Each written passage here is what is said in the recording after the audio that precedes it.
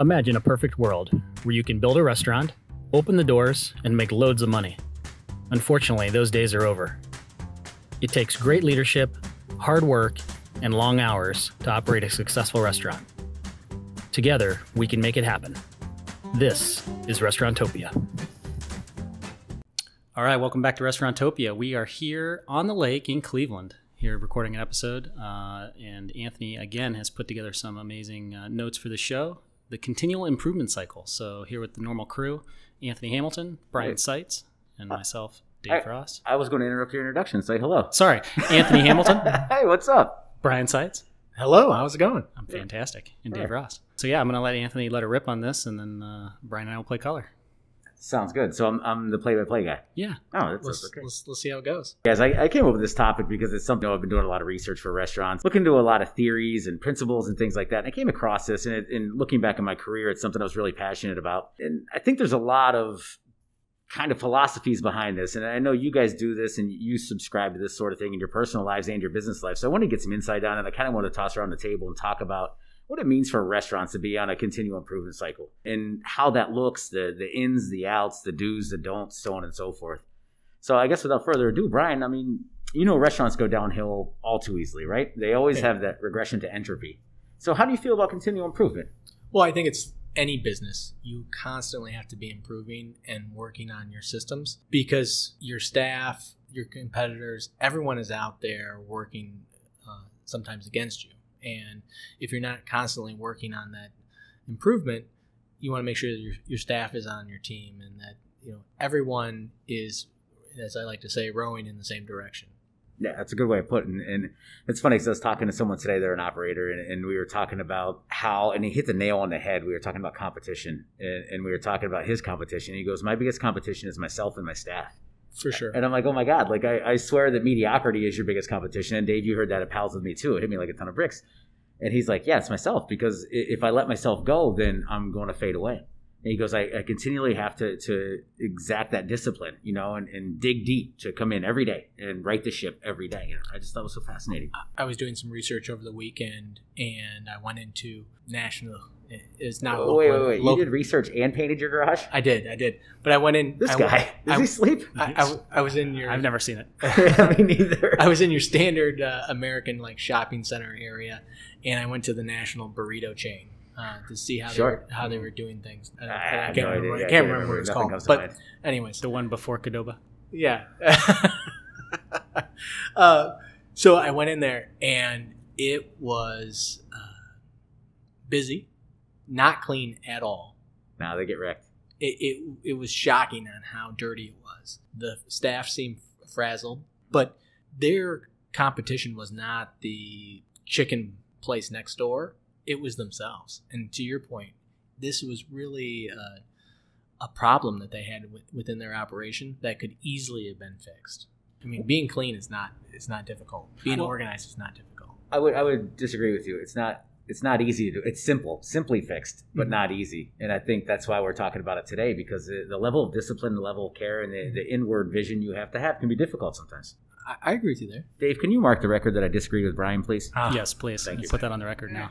I believe that this is a life perspective thing, because I think of myself as an individual. When you start talking about businesses and continual improvement, like, you know, my mantra for my life is to be better today than I was yesterday. So progress over perfection is kind of like what I like to call that. You know, each day just getting a little bit better, a little bit sharper, a little bit smarter, a little bit, you know, whatever it is. I love that. And it goes back to, you know, you hear, I don't know who to attribute this quote to, but basically it goes, if I don't work out today, it was some athlete. If I don't work out today, like somebody else is working out and is going to end up beating me. Your competition is always out there trying to eat your lunch, basically. Yeah. So I think if you had, you know, if you're personally wired like that, that's an easy thing to put into the business. But if you're not, it may not translate if the leadership of the business doesn't have that mentality. Yeah. I also think it's one step further, though. It's how do you get your staff to have that same dedication? They're not the owner. They're not reaping the rewards of how much money you're dropping to the bottom line. How do you get your staff to buy in and to see your vision and then execute your vision? Yeah, it's a great question. I mean, obviously, I subscribe to the notion of constant gentle pressure. It's like in the Danny Meyer book, Setting the Table, he gave a salt shaker example. And one of his consultants or confidants came in and told him, show me where he went to salt shaker. So he puts it in the middle of the table. Danny Meyer did. And then the guy swats it out of the center of the table. He goes, no, put it back. He goes, well, why should I put it back? He goes, because you're the manager. It's your job. Okay. So he puts it back. Guy swats it away again.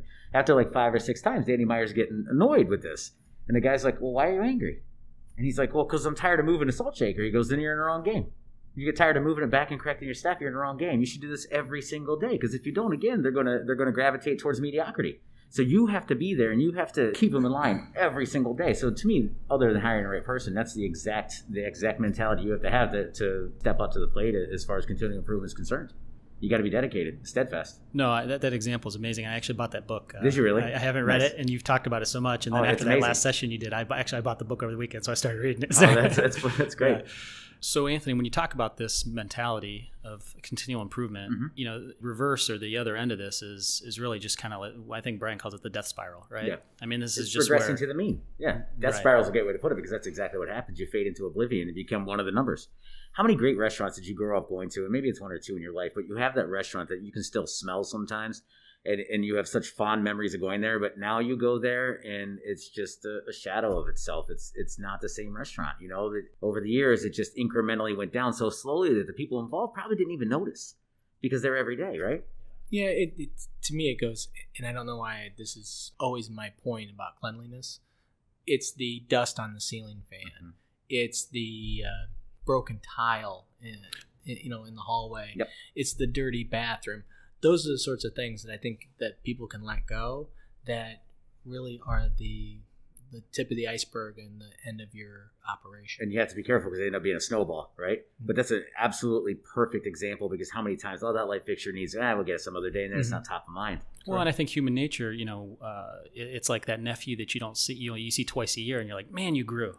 Yeah. But the family he lives with doesn't see the incremental stuff every day, and they're like, oh, all of a sudden, he's 2 inches taller, but like if you haven't seen him in 6 months, you're like, geez. Yeah. What I mean? It's more negative when you look at the restaurant that way, right? Like, but I think that's part of the psychology of it. Like when you're, like you said, when you're in it and you're not paying attention, like that stuff just builds up, and you may not consciously notice it if you're not pulling your head out and looking at your business.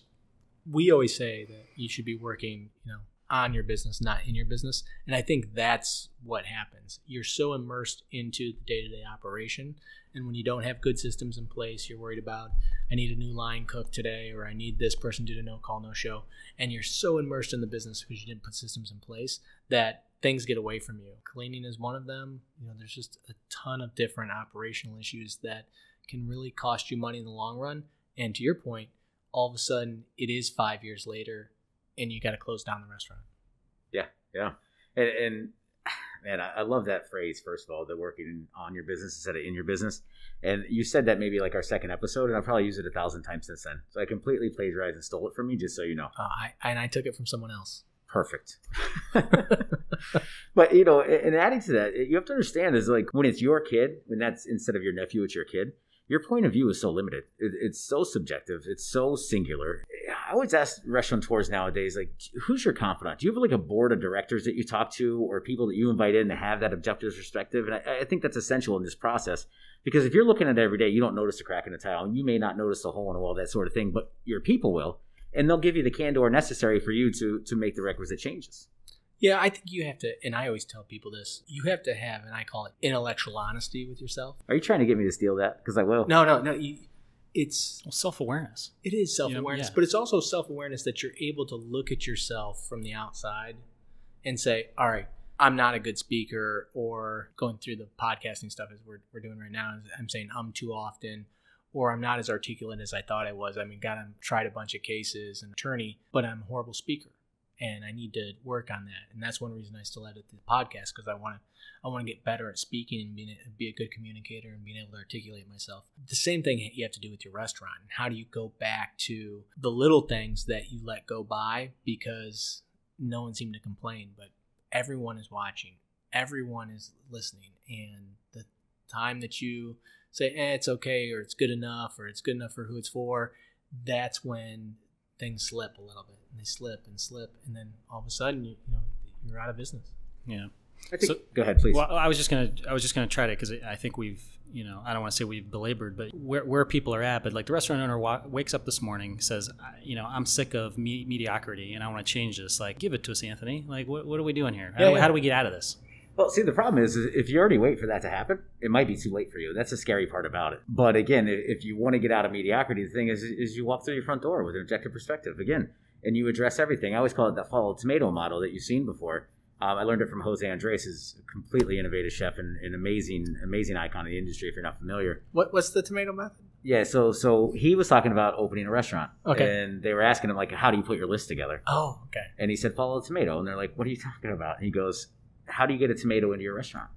And it's like, okay, well, what's the first thing you need to get a tomato? Well, I need a building. Well, yeah, that's a start. And then in that building, I need an office, right, to sit down in. Okay, great. So now we need a desk, we need a chair, blah, blah, blah. It goes to phone, it ends up a receiving dock, and then a cooler, and then plates, and all that. If you follow a tomato all the way through, you'll have everything from a building to a distributor to a plate to napkins to a dishwasher, blah, blah, blah. A brilliant model. Until you need to freeze something. To hopefully a customer. Hopefully a customer that'll pay for it. Yeah, the poo pool or my great idea. Anyway, so if you do that, then to me, you guys know I love lists. So that's essentially what I do. I would walk in the front door, scan the property. If we're talking about physical layout at this point, I'm scanning the property and writing everything down that needs improved. And then I go back through my systems, my staff, everything that my restaurant does from top to bottom. And this may take a while. Like, this isn't something you do overnight. I mean, you could do a quick one. I think if you go into your restaurant and you make a list of these are the 10 areas that I want to improve on, and then just do a deep dive on each vertical every week or every 2 weeks, that I think you'll really get some improvement, and then revisit it, and constantly go back at it. Sure. So my method's a little bit more like, 5 miles wide, 1 inch deep, but I like yours. It's 1 mile wide and, a mile deep, which is maybe more effective. And I think this dovetails into whatever episode 18 or 19, Aces in Places. If you're the owner that, again, is working in the business and on the business, and you're constantly in that trench, you're not going to take the time to pop your head out and say, okay, what do I got to change? But, if you've got the right people, your Aces in Places, then you can pull yourself out. You can come in. Well, why don't you be a customer of your business? Yeah. And decide, like, does my bathroom smell? Yeah. Do my servers smile? Right. See, now you got it. Are the floors, tile chipped? When was the last time you sat it down in your own restaurant and ate dinner? And was served and everything? I was at this to-go restaurant, and it had a very small lobby, probably, I don't know, maybe 200-300 square feet, just a little lobby. You came in, got your food, but it was dirty. And I just guarantee you that no one used that as the way in and out of the restaurant. They always used the back and didn't see how dirty it was. Yeah. So it's one of those things that you constantly have to be a customer. You constantly have to be looking at what the customer sees in your business. Again, your point of view is limited and singular, right? So you got to take yourself out of position, juxtapose into the customer role. I love that. And I didn't have that in the show notes. Thank you, Brian. So going back to what I was talking about earlier is if you wait till you get to mediocrity, it might be an issue. You might be in too deep. And we've seen that before where the restaurant's like, okay, you need to fix too much. Like, how about you close down for 6 months, renovate, remodel, resystemize, retrain, blah, blah, blah. But, a lot of times you don't get to that. It's important that you stay ahead of this. And what I'm speaking now is the people who are doing good already, and they think they have good systems already, and their business is good already. Now's the time to strike the irons hot. And this kind of the staying ahead notion keeps you in front of the whole thing before it snowballs too big and you can't handle it. So even at the peak of your success, something could be better or it could be done better. Would you agree with that? No, for sure. I think you always have to be looking at your systems. You always have to be revisiting it because systems will break. They say at PALS, you want to set up your employees for 100% success 100% of the time. I just butchered that. 100% success 100% of the time at 100% of the volume. There you go. Yeah. Perfect. Yeah. See, like Dave is constantly, adding just gems to this episode. The biggest room in your house is the room for improvement. Dang. Oh, wow. That sounds like... Wow, that is really good. Do you have that hanging on your wall? Mind blown. No, but I can't remember where I got that one, but it's in the... That's a gem. It's on the nooks and crannies of my brain. So that being said, we talk about all these changes and continual improvement. First of all, you have to be a student of the game. You have to love to learn to kick this thing off, right? And most people I'm running into nowadays, it seems like more successful people are becoming more open-minded. And again, that's based on these classes we've been doing and people I've been running into. It's fascinating to see, and maybe that's a generalized statement, Brian, because I can see it kind of scoff at that, but it's fascinating to see these people who are wildly successful come in to take in these seminars because they want to continue learning. And I think these are the people that are probably more apt to subscribe to this sort of thing. I agree. No, I'm 100%. I wasn't scoffing at all. I'm 100% in agreement with you. The doctor or lawyer, and I always say this, who wants to open up a restaurant and thinks it's going to be cool, and they make a really good lasagna, that thing is going to tank so quickly. The ultimate entrepreneur is the restaurateur who is getting into the game, has a great concept, but is also constantly learning and evolving and making themselves better. And that's what I think our listeners are those ultimate entrepreneurs. It's not the fly-by-night lawyer who wants to own a bar or restaurant because he loves the Buffalo Bills. I mean, this is not what we're looking at. We're looking at really, truly students of the game, as you said. Yeah, that's it. I disagree. About the Buffalo Bills part, or about what? That for sure. No, I agree with you. But I think the broad stroke of somebody that just has some money and wants to start a restaurant that it can't work. I mean, that person could have the same, I don't want to say same, but could have the proper mentality and perspective and things and put the right people in the right place to operate a high-performing restaurant. That can happen. It's probably more unlikely than likely. It comes down to, it's not about, did you go to culinary school? Do you have a hospitality background? Like, you got to be able to be a student of the game and put the right people in the right places. That people part's tremendously Absolutely. huge. Right? No, that is true. Yeah. Just because you have a lot of money to invest does not mean that it'll be a success. Or you should invest, right? That I agree with. Yeah. No, you can throw money at an operation and it may stay open longer, but at the end of the day, what does your P&L look like? How much are you cash flowing to the bottom line? And how much are you taking out of it? That's where I see so many operators, when I go in and meet with them, they're losing because they're taking $100,000 out of the business and it's really producing 85. So Their deficit spending that $15,000 a year, whatever it is, you pick the amount. What they needed to be doing is reinvesting in that business and constantly, living on less until that operation can support, paying them more. Kind of off topic, but I had a discussion today about working capital being more of a tool than it is money.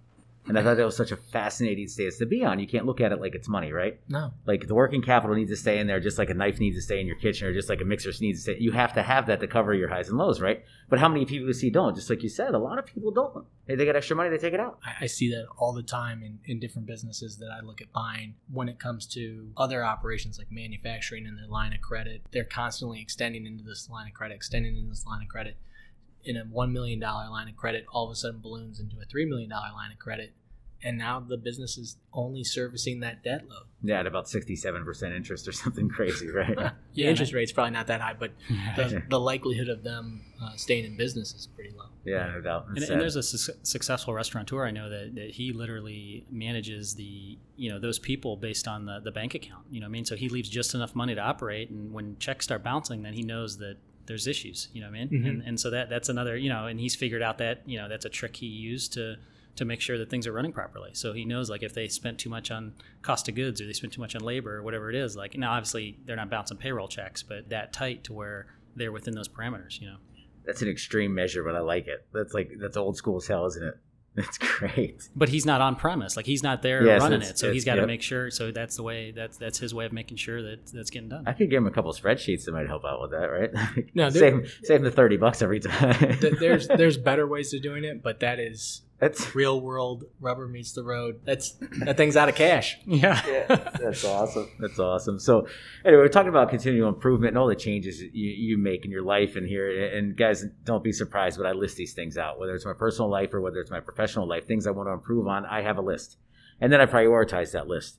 I think one thing you got to be really careful is that you don't rock the boat too much. Like, so you work so hard to establish a great culture and everybody thinks they're doing really well within this framework. And then you come in one day and you get a wild hair and you say, look, we need to change this. We need to update that. We need to do this. I think that becomes overwhelming for a staff. I think it goes to what kind of operator are you? And are you constantly bringing them new ideas and this is the new shiny thing versus this is the thing that I really want to improve on and I'm focusing on, and how do I get better? How do we get better as a team at this versus, this weekend I listened to a great podcast on this. And which one was it? Oh, I think it was Restaurantopias. You should really check it out. It's a phenomenal It's the best advice you've given all day.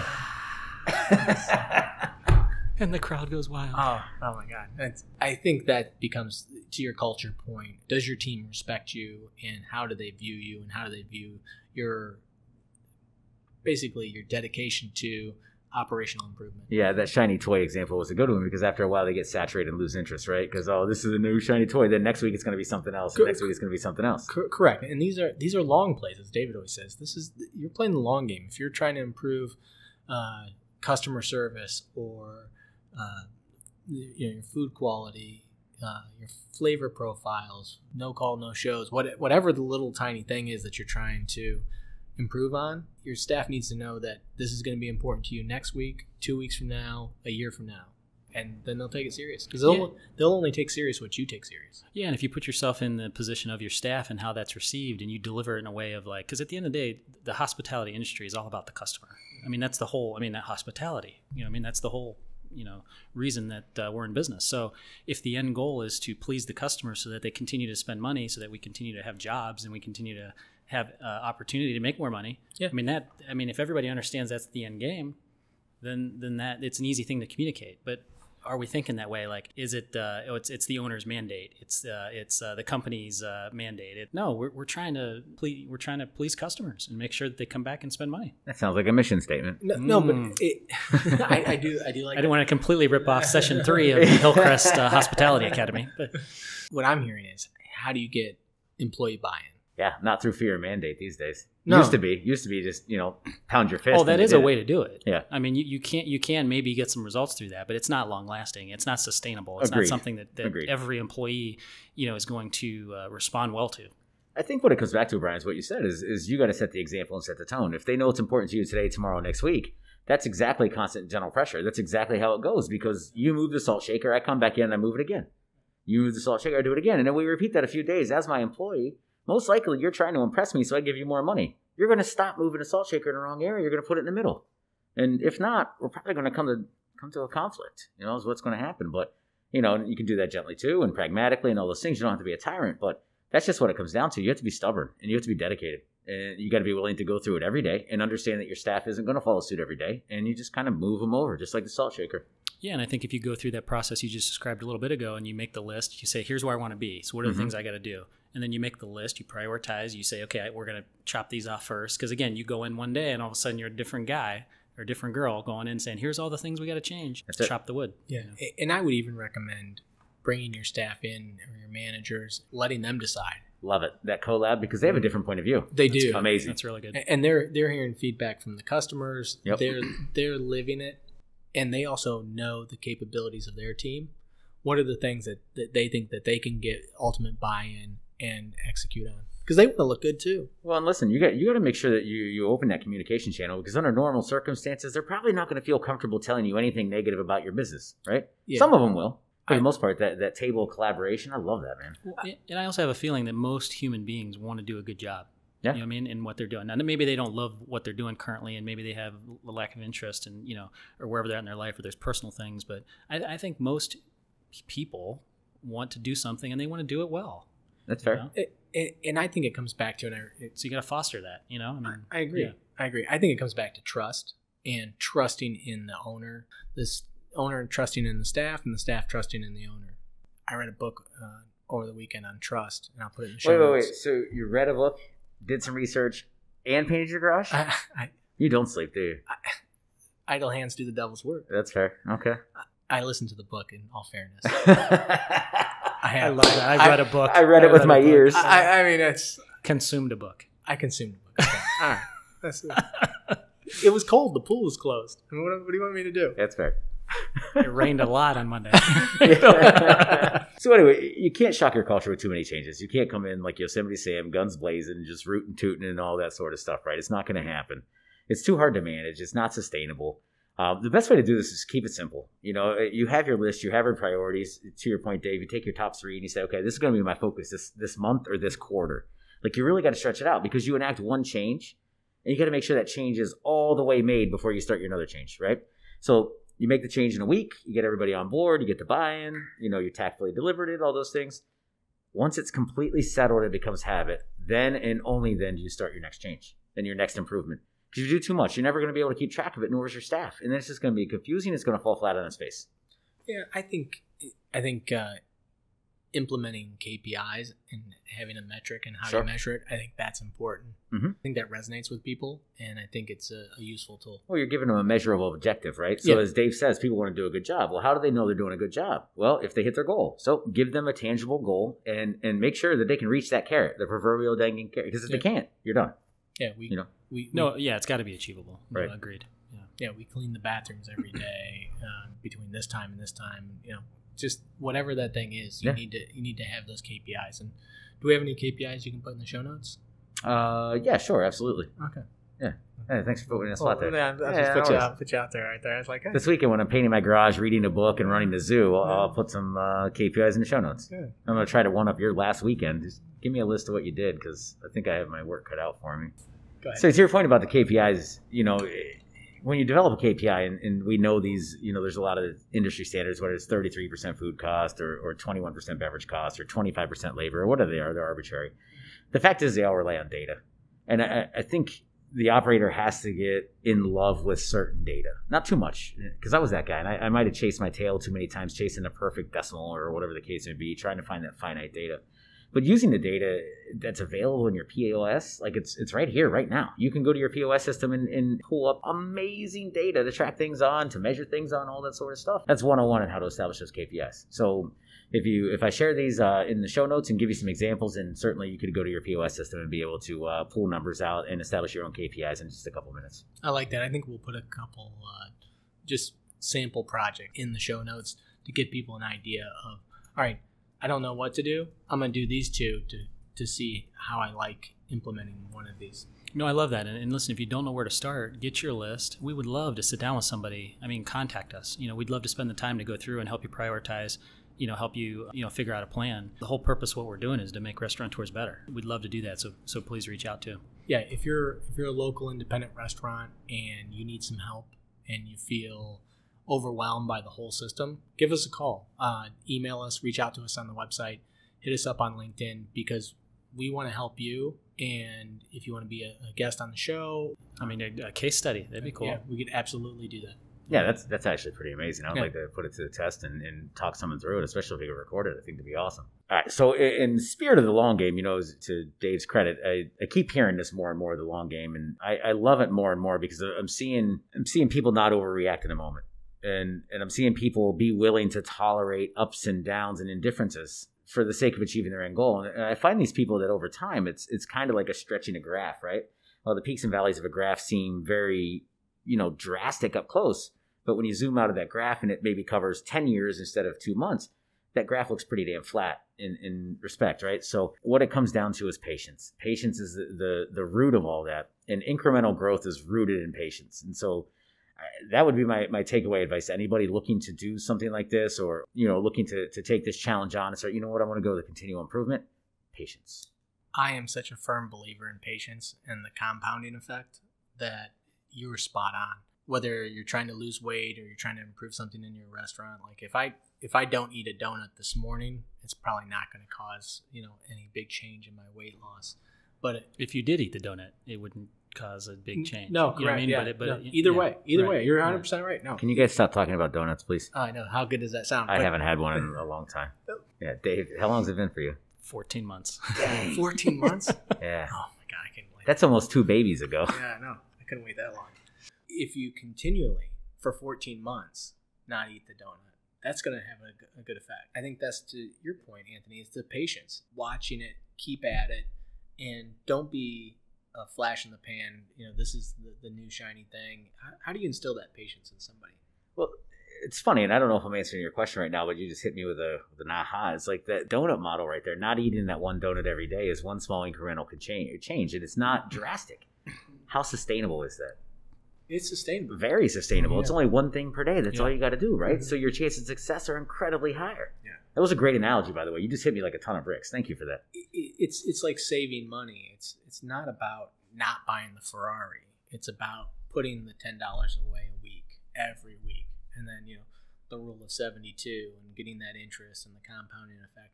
The patience is really life, in my opinion. And that's how you get improvement all along.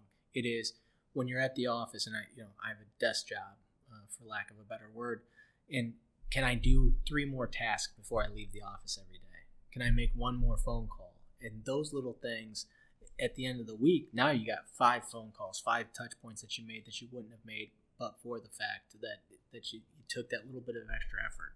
Yeah. And it's only 1 thing per day, 3 things per day, 3 small incremental things. But at the end of the week, to your point, it's a big snowball. Oh, no, it's huge. That's amazing. And whether it's losing weight or saving money or business improvement, all those things, you're not going to lose 50 pounds tomorrow. It's going to be 6 months, a year from now. And I've done it. So I know, like, it's going to take you time. But you can't go to the gym once and no. all of a sudden you're in shape. Correct, yeah. And if you skip one time, you're all of a sudden not. You're not going to be out of shape. You have to have patience for that too. Mm-hmm. You have to have grace with yourself. Yeah, I've been listening to Jocko Willink recently, and he has this saying, "Discipline equals freedom," and I love it because it's absolutely true. Yeah. You know what I mean? Like, so you take away your freedom to have freedom. Yeah, no, exactly. So you see, the more disciplined you are is going to create long-term freedom. Yeah, you know what I mean? Yeah, that's absolutely true. It's like getting all your stuff done before noon, you know, as opposed to procrastinating and everything else. Now you have from noon to 5 to work on what you want to work on, right? But if you procrastinate the morning, coffee breaks, no discipline, then it stretches all the way to 5. Well, shit, all you got done was those couple things. Oh, procrastination, I think, is a great point here, and I think something we want to add on, like making that uncomfortable phone call, firing that employee, having that talk with a vendor. You're going to have them eventually, anyways. Just do it now, because you're investing so much time and energy into the anxiety and the worry and the thought. I could write a book on that. Just rip the Band-Aid off. Oh my God. I was just going to say that. Just I was just going to say that. Just make it happen, do it, and move on. And move on. Live with the consequences. That's it. No, I think we went from like, how do you improve a restaurant to how do you improve your life? I mean, this is literally, I look at this and I was thinking this from the beginning as we got started. Like, this is a life mission. You know what I mean? And you just happen to be in the restaurant business. Yeah. This is your operation. This is your business, and treat it as such. I mean, if it's just a lifestyle business and you're mailing it in and you're trying to suck as much cash out of the operation as possible and not building it for long-term success, this probably isn't the podcast for you. But if you are really trying to do a deep dive, improve your operation, your life, and just as important in my mind, the life of your staff and your employees and your customers, then this is what we want to do. That's what all the great ones do. I assure you, they don't rest easy. It's not like you get to the top of the hill and you take it easy.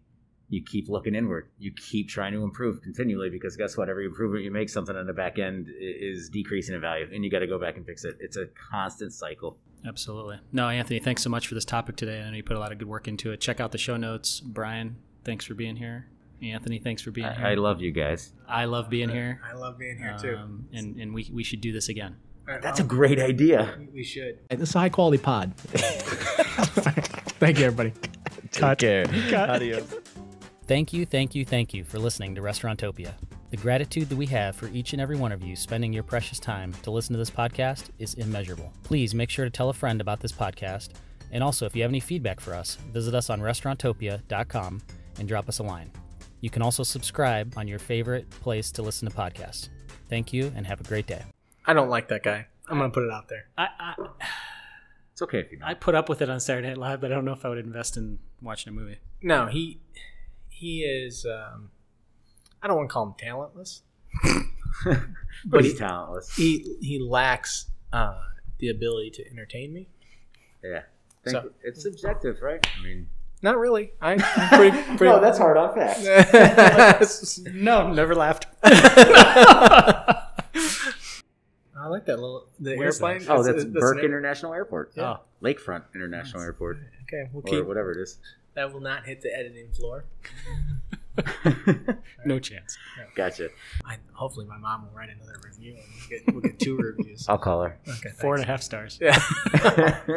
Oftentimes when I talk and I don't like the way it sounds, I cut it out. I think you're too hard on yourself.